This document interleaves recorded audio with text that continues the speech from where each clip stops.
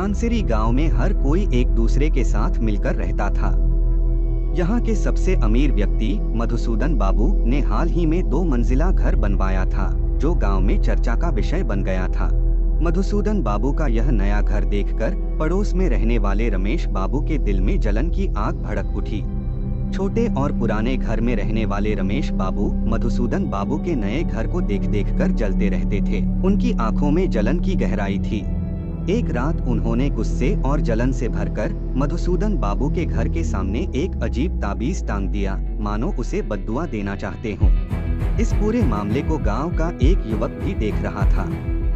उसका चेहरा तटस्थ था। वह समझने की कोशिश कर रहा था कि दोनों के बीच क्या गलतफहमी है। उसने गांव वालों को इस जलन और ईर्ष्या की कहानी समझाई। जल्द ही मधुसूदन बाबू के घर में अजीब घटनाएं होने लगीं, दीवार का गिरना, अजीब आवाजें सुनाई देना। गांव वालों ने इसे अशुभ माना और सबने इसे रमेश बाबू की जलन का परिणाम कहा। गांव के पुजारी मधुसूदन बाबू ने इस पूरे मामले की चर्चा गांव के पुजारी के साथ की। पुजारी एक वृद्ध और ज्ञानी व्यक्ति थे। उन्होंने तुरंत मधुसूदन बाबू के घर का निरीक्षण किया। ताबीज को देखकर उन्होंने कहा, यह जलन और नफरत से भरा हुआ है। यह तुम्हारे घर की खुशियां छीनने के लिए रखा गया है। पुजारी की आवाज में चिंता झलक रही थी।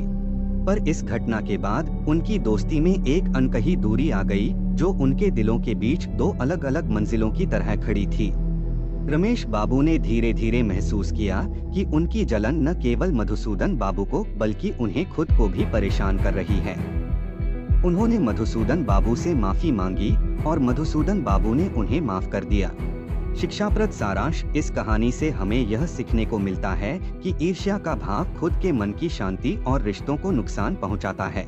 जलन का परिणाम केवल नकारात्मकता और बर्बादी लाता है। अपने और दूसरों के सुख में खुश रहना ही एक स्वस्थ और शांतिपूर्ण जीवन का आधार है।